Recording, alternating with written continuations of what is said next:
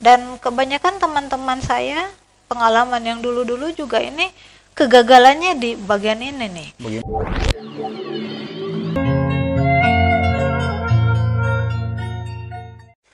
Halo teman-teman, apa kabar?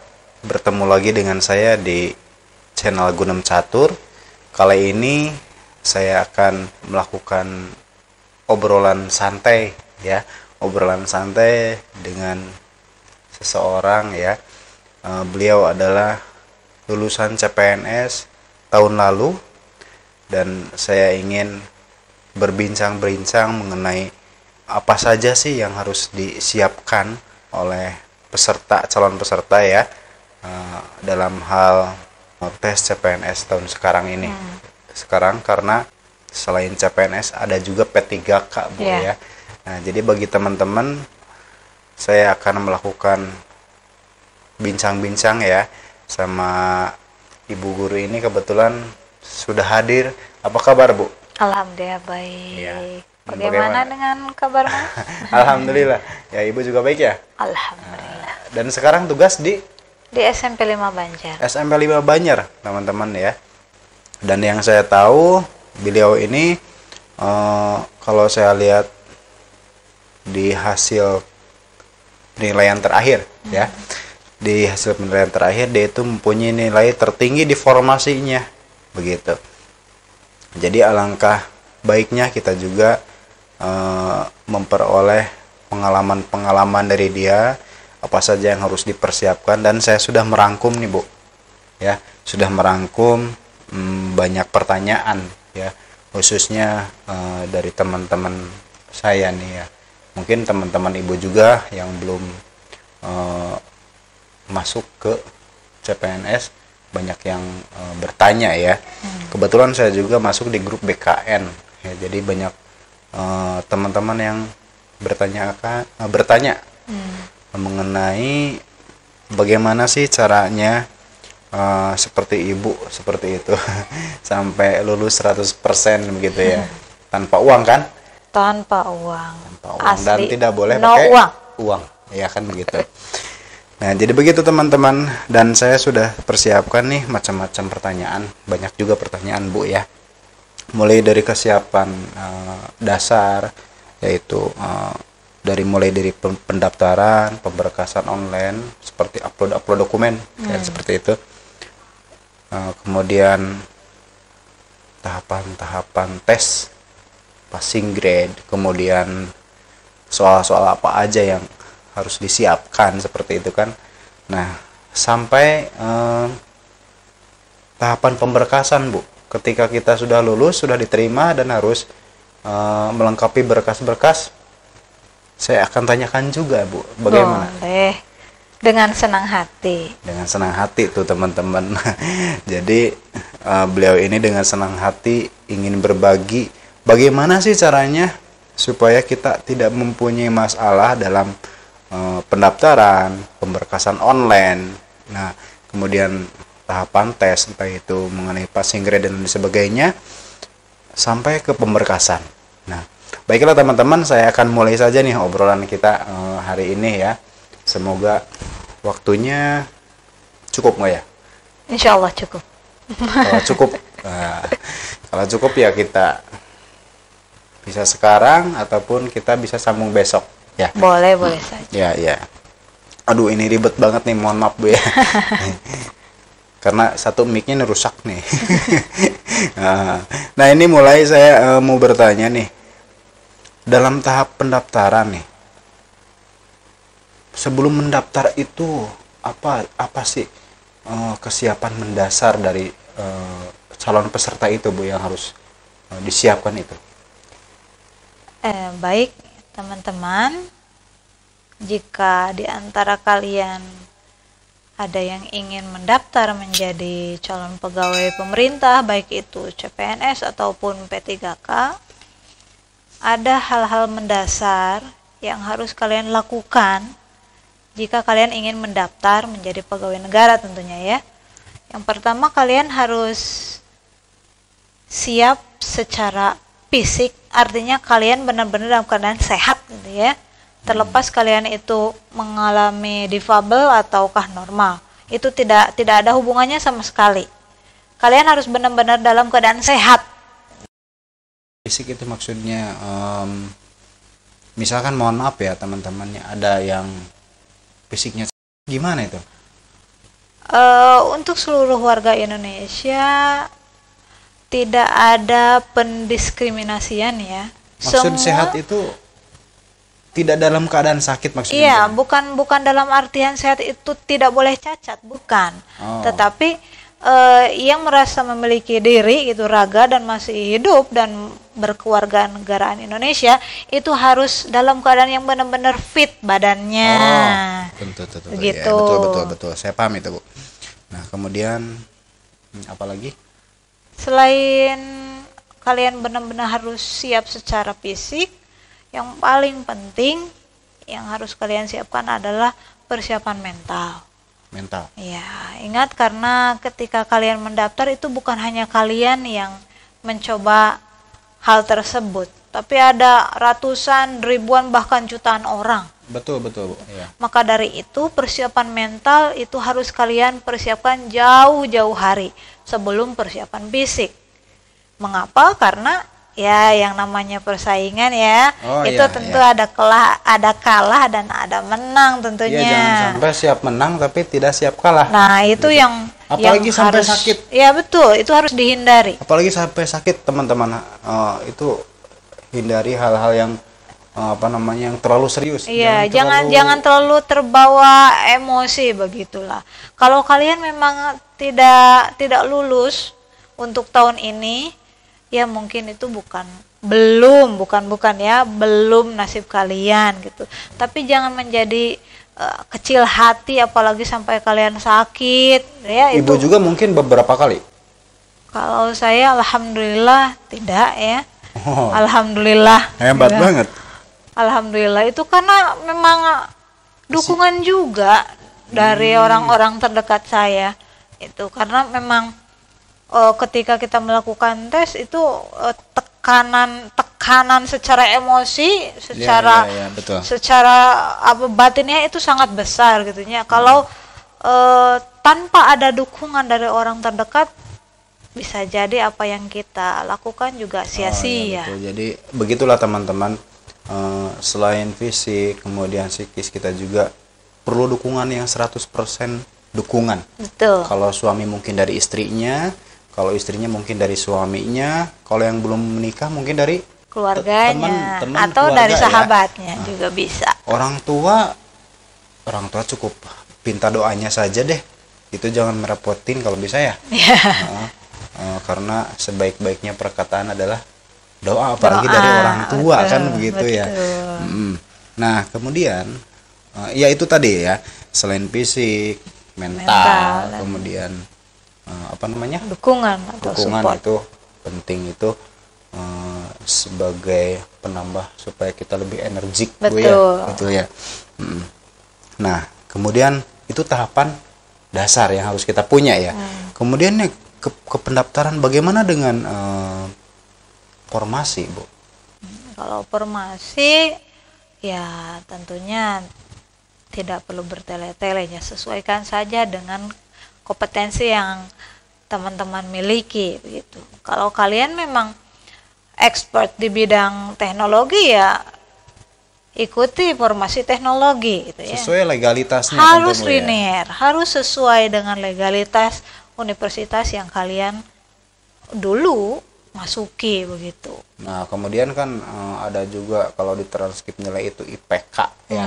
Nah, jadi ketentuan IPK itu kan berdasarkan dari ketentuan instansi masing-masing. Betul, iya. Dari kalau keperluan instansinya seperti apa. Iya. Nah, jadi ketika sebuah instansi memerlukan ataupun memperbolehkan hanya IPK 3 saja yang ikut, kemudian lantas kita memanipulasi data, sebetulnya IPK saya 2 nih contohnya, kemudian saya ganti dengan IPK 3, bagaimana itu, Bu? Tidak boleh juga ya. Pertama, mungkin ketika kalian memanipulasi data itu kan membutuhkan waktu ya yang cukup lama gitu. kemudian itu kan termasuk kejahatan juga gitu betul. ya. Itu selain kalian nanti akan ketahuan langsung didis, itu juga bisa jadi kalian berhubungan dengan tindak pidana begitu. Jadi jangan dilakukan itu. Oh iya, karena memang kita juga harus betul-betul ngasih data itu yang real. Yang real, sesuai apa adanya saja. Ya, kalau misalkan yang masuk kategori ya alhamdulillah begitu Bu ya. Nah, begitu teman-teman ya. Jadi hati-hati nih dalam dalam mengisi form ya, sesuaikan dengan legalitas kita seperti ijazah, transkrip nilai seperti itu. Nah, kemudian dalam hal ini Bu ya, saya pengen tahu nih dalam hal pemberkasan online. Kita kan setelah mengisi form itu biasanya kita disuruh ngupload dokumen nih. Betul. Dokumen. Lantas apa saja yang seharusnya dilakukan itu? Karena saya yakin banyak juga mungkin Ibu punya pengalaman tersendiri tentang penguploadan dokumen itu, entah itu dari teman atau bagaimana itu Bu. Ada ini. Nah, kebanyakan dari para peserta itu kesalahannya di sini nih, di bagian penguploadan dokumen. Mengapa? Karena kebanyakan dari mereka mungkin berpikir masuk aja sulit, gitu ya. Untuk daftar aja susah, melawan jutaan orang. Pas kita masuk, yang penting upload aja yang udah ada gitu. Nah, itu tidak boleh dilakukan. Mengapa? Karena itu akan merugikan kita sendiri. Apalagi salah upload. Betul. Sesuaikan uploadan data itu dengan instruksi atau ketentuan yang sudah ditetapkan oleh instansi yang kalian ikuti gitu ya, kalian lamar. Seperti ukuran. Betul. Dari mulai jenis filenya, dari mulai ukurannya, itu harap diperhatikan ya teman-teman. Kemudian satu lagi yang ini memang butuh ketelitian, dan kebanyakan teman-teman saya pengalaman yang dulu-dulu juga ini kegagalannya di bagian ini nih. Bagaimana itu? Di bagian upload dokumen, bagian transkrip nilai. Transkrip nilai, bagaimana itu Bu? Nah, ceritanya karena untuk transkrip nilai itu kan tidak hanya satu muka ya. Kebanyakan itu kan dua muka. Yang pertama itu biasanya identitas kita sebagai seorang mahasiswa begitu. Yang belakangnya adalah nilai kita, nilai lulusan kita itu berapa, IPK kita ya, indeks kita berapa. Ada dua muka, depan dan belakang. Nah, kalau yang satu lembar itu ya, rata-rata satu lembar. 2 lembar nantinya kalau diupload kan. Oh iya betul. Betul. Jadi halaman pertama dan halaman kedua, depan belakangnya. Dan akhirnya kalau misalkan kita salah ngupload dokumen itu seperti apa? Itu banyak kegagalan seperti itu, bagaimana maksudnya? Ya, kalau dalam hal dokumen itu kalian ya tidak sesuai ketentuan ya, misalkan transkrip kalian itu harusnya dari realnya itu potret, kemudian kalian supaya lebih mudah nih kita landscape-an aja gitu ya. Itu sebenarnya kalian sudah mempersulit diri sendiri loh teman-teman. Jadi ketika kalian men-scan ijazah kalian, transkrip kalian, upayakan sesuai dengan bentuk yang aslinya. Oh begitu ya. Misalkan kalau satu file dua halaman ya, satu file dua halaman misalkan, yang satunya potret, yang satunya landscape, yang satunya vertikal, yang satunya horizontal. Oh iya saya paham. Mungkin begini maksudnya Bu ya, mohon maaf nih. Ketika kita mengupload sebuah dokumen dan hasil scan kita itu berarti dalam satu dokumen itu ada 2 file ya, 2 file.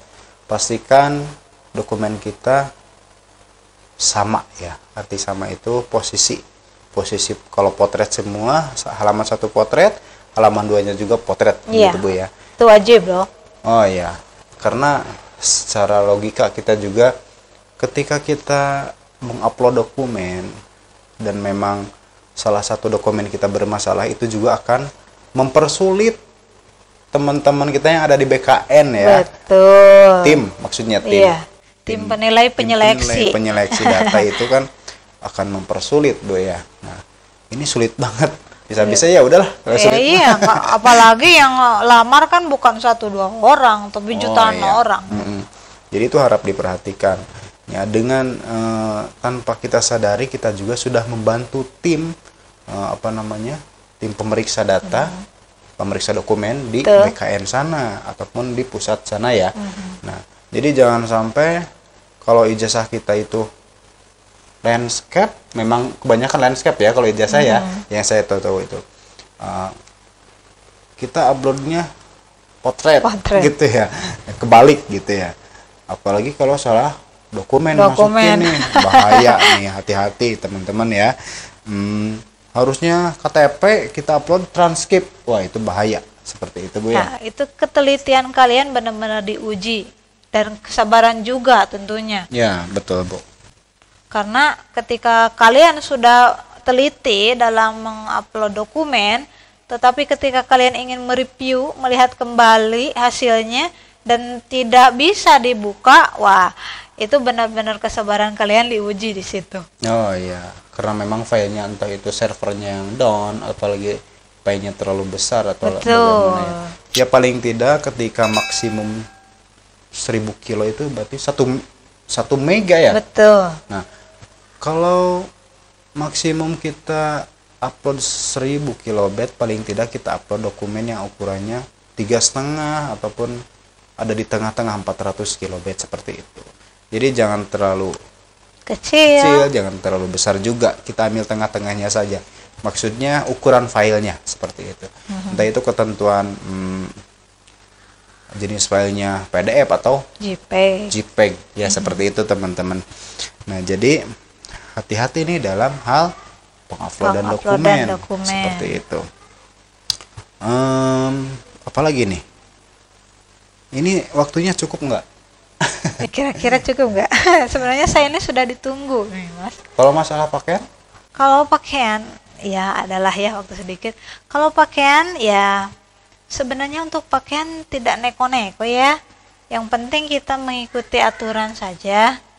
Dan mungkin hal ini juga sepele, tapi ini membantu kalian sekali ketika kalian nanti sudah lulus dari upload berkas, kemudian kalian diterima dan mendapatkan jadwal testing. Seleksi administrasi. Ya, seleksinya sudah beres gitu. Kalian lulus di situ, kemudian dapat tempat testing dan tanggalnya.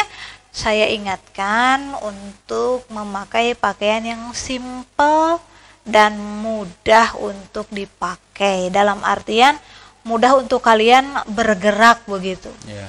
Kemudian untuk perempuan, saya sarankan tidak memakai embel-embel segala rupa ya. Meskipun memang saya juga perempuan, saya sangat suka dengan aksesoris, tetapi untuk kegiatan yang satu ini harap disimpan dulu deh. Yeah. Boleh di mobilnya, boleh di motornya, silahkan lah. Atau dari rumah juga disimpan, tidak jadi masalah. Karena memang itu akan mengganggu atau bagaimana itu Bu? Itu sangat mengganggu sebenarnya.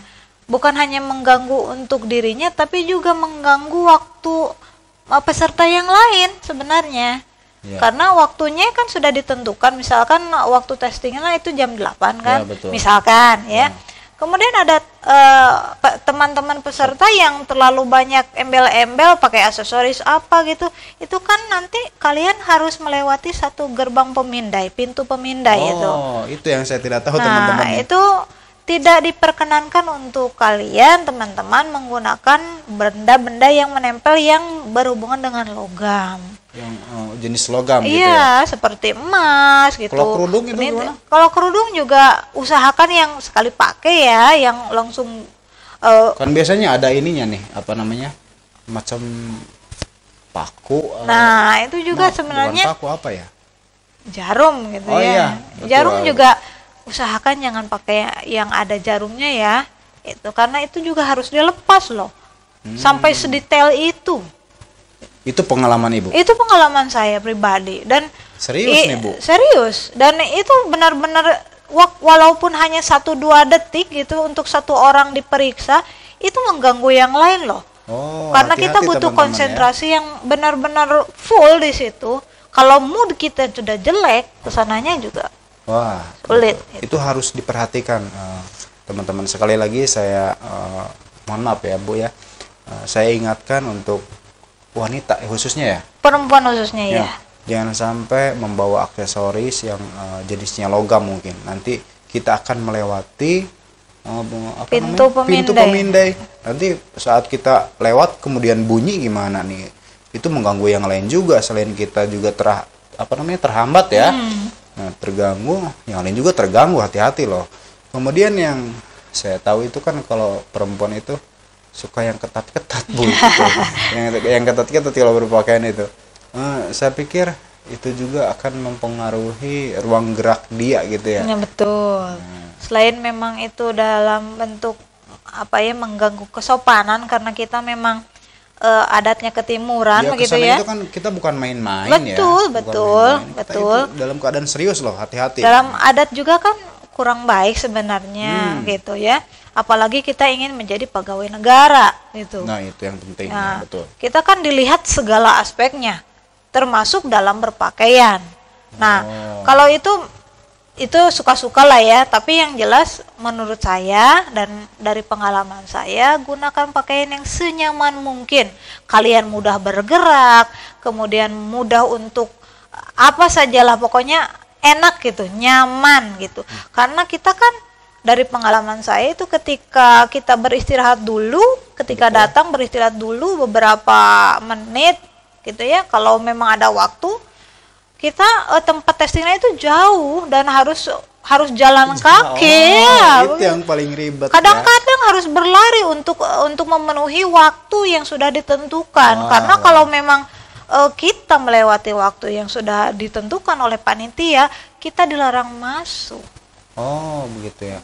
Apalagi ini kalau ke sana kan bukan mau main-main ya. Betul. Sudah pakainya ketat, kemudian ke sana itu kan kita itu mau mikir ya, kita itu akan menentukan nasib kita loh. Itu hati-hati nih teman-teman ya. Sudah di sana mau mikir, kita pakai pakaian yang ribet, yang ketat, mempersulit ruang gerak kita. Apakah itu bukan kendala ya? Kendala Bu ya. Nah itu Tentu jelas saja. kendala, hati-hati nih buat teman-teman. Bukan saya melarang nih, silakan saja kalau berpakaian. Ini saya menyarankan juga, Ibu menyarankan ya. Ini pengalaman saya gitu. Iya, Tapi betul. kalau kalian memang suka dengan pakaian itu ya monggo. Tapi yang jelas semua peserta harus mengikuti aturan yang sudah ditentukan. Betul. Hati-hati ya Bu ya. Betul. Nah seperti itu. Nah itu sangat penting sekali, dan bagi yang belum itu mungkin saja tidak tahu ya. Mereka yang sudah mengikuti sebelumnya mungkin tahu, tapi yang belum nih, hati-hati, ini perlu diperhatikan. Nah jadi bahasan kita hari ini mungkin ini Bu. Iya, Bagaimana saya kalau juga. besok nih? Besok kita belum ngobrol masalah tahapan tesnya nih, mungkin passing grade dan lain sebagainya, jenis soalnya nih. Kemudian ngobrolin masalah pemberkasan gimana ini? Lah diatur saja lah Mas, mudah itu. Iya, diatur ongkosnya itu ya. Maksudnya diatur ongkosnya deh itu, saya tahu itulah. Iyalah. Nah, jadi alhamdulillah nih Ibu ya, bisa memberikan sebuah gambaran buat kita, dan ini memang betul-betul Pengalaman pribadi ini. Nah ya. Nah, jadi untuk besok nih buat teman-teman kita akan membahas, karena ini waktunya nih mohon maaf ya, akan membahas apa saja sih dalam tahapan-tahapan mengisi soal, tahapan tesnya nih ya, dan tahapan pemberkasan itu seperti apa gitu ya. Nah jadi akan bahas besok, mungkin kita bahas besok nih, karena memang mungkin waktu. Dan bagi teman-teman yang ingin mengikuti obrolan kita, silakan ya, silakan like dan subscribe channel kita ya, agar memperoleh informasi ataupun video berikutnya ya. Semoga ini membantu ataupun memberi gambaran buat teman-temannya, dan kita juga doakan semoga teman-teman lulus semua nih. Amin. Dan bagi kalian yang ingin bertanya lebih lanjut, bolehlah kalian bisa bertanya di kolom komentar tentunya. Oh ya. iya betul, silakan ya buat teman-teman yang mau bertanya ataupun berkomentar, silakan saja tulis di kolom komentar ya. Nah, begitu. Mungkin itu saja Bu untuk hari ini. Tapi yakin ya besok ya bisa kita atur. Insya Allah kalau memang masih Tapi, sehat, saya sehat, Iya, tapi boleh jangan lah. sore-sore banget kayak gini nih. Kalau bisa pagi-pagi. Ya kalau pagi kan saya juga harus tugas Mas. Oh iya betul. Mohon maaf ya. Dan itulah teman-teman. Insya Allah untuk besok mungkin kita akan membahas masalah tesnya dan pemberkasan. Mungkin untuk kali ini saya cukupkan sekian. Mudah-mudahan membantu menjadi sebuah gambaran dan motivasi buat kalian semua ya. Terima kasih Ibu. Sama-sama. Ya, semoga menjadi pegawai yang amanah. Amin.